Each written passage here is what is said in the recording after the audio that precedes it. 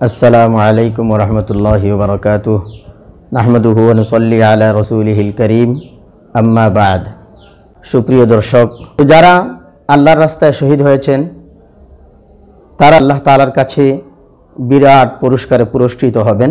আল্লাহ তাআলা বলেন, ওয়ালা তাকুলু লিমান ইউকতালু ফি সাবিলিল্লাহি আমওয়াত, তোমরা ওদেরকে মৃত বলো না যারা আল্লাহ তাআলার পথে প্রাণ দিয়েছেন।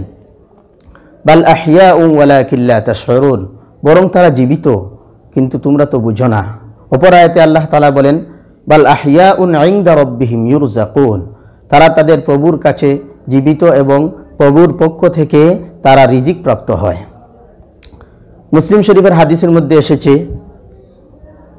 নবী সাল্লাল্লাহু আলাইহি ওয়াসাল্লাম ফরমান, যারা শাহাদত বরণ করে তাদেরকে সবুজ পাখির ন্যায় আল্লাহ তাআলা বানিয়ে দেন এবং তারা জান্নাতের মধ্যে বিচরণ করেন, যেখানে ইচ্ছা সেখানে যেতে পারেন।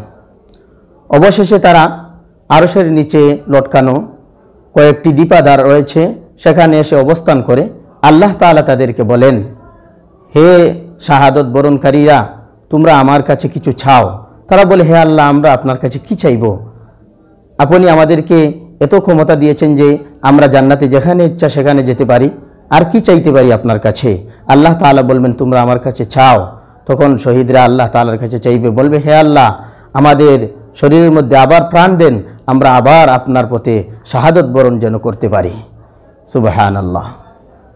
তো তারা শাহাদত বরণ করার জন্য এত স্পৃহা মনের মধ্যে কেন থাকলো যে আল্লাহ তাআলার পক্ষ থেকে তারা বিরাট পুরস্কারে পুরস্কৃত হয়েছে হিসাবে।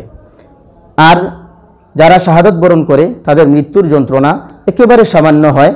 হাদিস শরীফের মধ্যে এসেছে, আল্লাহ রসুল সাল্লাল্লাহু আলাইহি ওয়াসাল্লাম ফরমান, মা ইয়াজিদু শাহিদু মাসাল কাতলি ইল্লা কামা ইয়াজিদু আহাদুকুম মাসাল কারসাতি, যারা শাহাদত বরণ করে তারা যখন মারা যায় তখন মৃত্যুর যন্ত্রণা পায় না, কেবলমাত্র একটা পিপিলিকার কামড়ের মতো কামড় অনুভব করে। এজন্য তারা যেহেতু মৃত্যুর যন্ত্রণা থেকে মুক্ত, এজন্যই তারা আবার আল্লাহ তাআলার কাছে শরীরে প্রাণ চায় এবং আবার শাহাদত বরণ করতে চায়। এছাড়াও আল্লাহ তাআলার পক্ষ থেকে তাদের জন্য রয়েছে আরও 6টি পুরস্কার। মুসনাদে আহমদের মধ্যে হাদিসটি এসেছে হাসান সনদে, এবং ইমাম তিরমিজি রহমতুল্লাহি আলাইহিও হাদিসটি উল্লেখ করেছেন, হাদিসটি হাসান। আল্লাহ রসুল সাল্লাল্লাহু আলাইহি ওয়াসাল্লাম ফরমান, লিশাহিদ ইনদাল্লাহি সিত্তু খিসাল, শহীদের জন্য আল্লাহ তাআলার কাছে 6টি পুরস্কার রয়েছে। 1 নম্বর, ফিরুলাহু ফি আউয়ালি দাফাতিন মিন দামিহি ওয়া ইউরা মাকাদাহু মিনাল জান্নাহ, তার রক্তের প্রথম ফোঁটা পড়ার সাথে সাথে তাকে ক্ষমা করে দিবেন আল্লাহ তাআলা। সুবহানাল্লাহ। এবং মৃত্যুর সময় তার জান্নাতের অবস্থান স্থল তাকে দেখানো হবে। 2 নম্বর, ওয়াইজারু মিন আযাবিল কবর, কবরের আযাব থেকে, কবরের শাস্তি থেকে তাকে মুক্ত করে দেওয়া হবে। সুবহানাল্লাহ। 3 নম্বর, ওয়ায়ামানু মিনাল ফাজাইল আকবার, আর মহাপ্রলয় যখন হবে, মানুষ যখন পেরেশানির মধ্যে থাকবে, সংখ্যার মধ্যে থাকবে, তখন তারা নিঃশঙ্ক অবস্থায় থাকবে। সুবহানাল্লাহ। 4 নম্বর, ওয়ায়ুহাল্লা হুল্লাতাল ঈমান, এবং তাদেরকে ঈমানের জুড়া পরিধান করানো হবে। 5 নম্বর, ওয়ায়ুজাওয়াজু মিনাল হুরিল আইন, এবং তাদের বিবাহের ব্যবস্থা করবে হুর পরীদের সাথে। সুবহানাল্লাহ।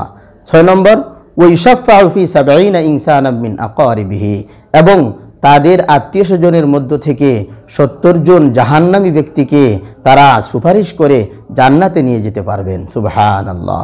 এজন্য আমরা বলি, তারা বিরাট পুরস্কারে আল্লাহ তাআলার কাছে পুরস্কৃত হবে। আমাদের জন্য উচিত হলো এত পুরস্কার পাওয়ার জন্য আমরাও যেন শাহাদত বরণ করা নিবেশ করি এবং চেষ্টা করি এবং আল্লাহ তাআলার কাছে কামনা করি, হে আল্লাহ, আমাদেরকে আপনিও শাহাদাতের মর্যাদা দান করেন। এজন্য আমরা দোয়া করতে পারি, আল্লাহুম্মা রযুকনা শাহাদাতান ফি সাবিলিক। সুপ্রিয় দর্শক, শহীদদের পরিবারবর্গের প্রতি আমাদের আবেদন থাকবে, তারা যেন তাদের ব্যাপারে কোনো ধরনের চিন্তা না করেন। যেহেতু হাদিস শরীফের মধ্যে এসেছে 70 জন জাহান্নামী মানুষকে তারা সুপারিশ করে জান্নাতে নিয়ে যেতে পারবেন, সুতরাং সেই পরিবারের জন্য সুসংবাদ। যেই মা একজন শহীদ সন্তান তার পেটে ধারণ করেছে, সেই মা কত সৌভাগ্যবান। যেই বাবা একজন শহীদ সন্তানের বাবা হতে পেরেছেন, তিনি কত সৌভাগ্যবান। যেই বাবা একজন শহীদ সন্তান লালন পালন করেছেন তিনি কত সৌভাগ্যবান। এজন্য পরিবারের প্রতি আমাদের আহ্বান থাকবে তারা যেন এই বিষয়ে চিন্তিত না হন এবং আল্লাহ তাআলার কাছে দোয়া করি আল্লাহ তাআলা যেন তাদেরকে সবরে জামিলের তৌফিক দান করেন। আর দেশবাসীর প্রতি আমাদের আহ্বান থাকবে আপনারা সব সময় শহীদদের পরিবারদের জন্য সাহায্যের হাত বাড়িয়ে দিবেন, তাদেরকে সান্ত্বনা দিবেন এবং তাদের প্রতি সহানুভূতিশীল হবেন। আল্লাহ তাআলা আমাদের সবাইকে যেন জান্নাতি হওয়ার এবং শাহাদত বরণ করার তৌফিক দান করেন এবং ওই পরিবার যাদের সন্তানরা শাহাদত বরণ করেছে তাদের প্রতি যেন আমরা সহানুভূতিশীল এবং সাহায্যের হাত বাড়িয়ে দিতে পারি, সেই তৌফিক যেন আল্লাহ তাআলা আমাদেরকে দান করেন। আমিন। ওয়া আখিরু দাওয়ানা আলহামদুলিল্লাহি রাব্বিল আলামিন।